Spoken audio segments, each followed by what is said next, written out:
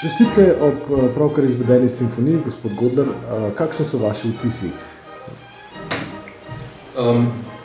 Novomeška publika je znana po tem, da zelo sofisticirano, a vendar preprosto, zelo načitano, a vendar primatsko sprejema glasbo. In to se mi zdi veliko.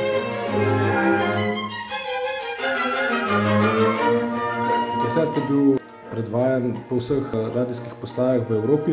Ste bili kaj nervozni pred samim dogodkom?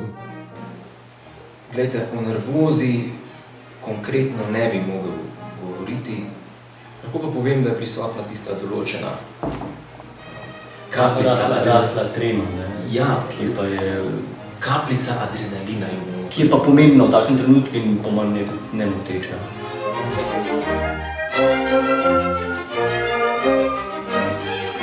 Kaj je bilo na vaši simfoniji smešnega?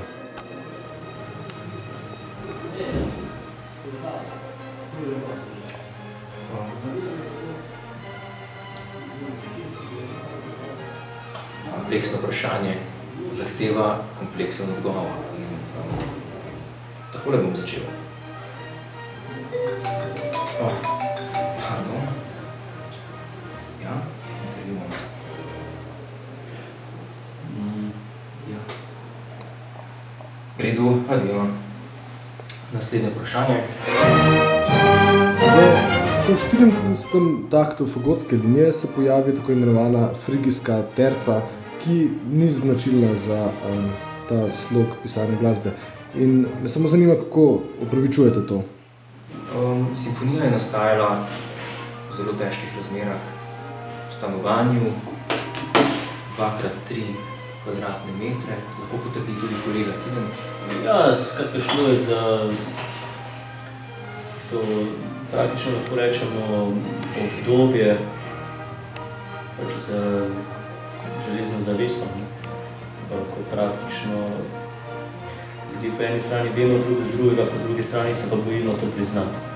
In mi smo mnenja, da je vsak človek v osnovi dober. In tega se zavedava in to je najin moto, po katerem ustvarjamo. Ja, imam intervju. Lahko še eno vprašanje za vas. Iz vajine garderobe je prej šla čelistka in me zanima, a je to tudi v pogodbi vajini? Ne, ona igra v simfoničnem orkestru, ne igra v godbi. Tako da, ja, se pa poznamo, no, in pač ta glasbeni krog, ko nekaj časa pač deluješ, ne, se gibaš v njem.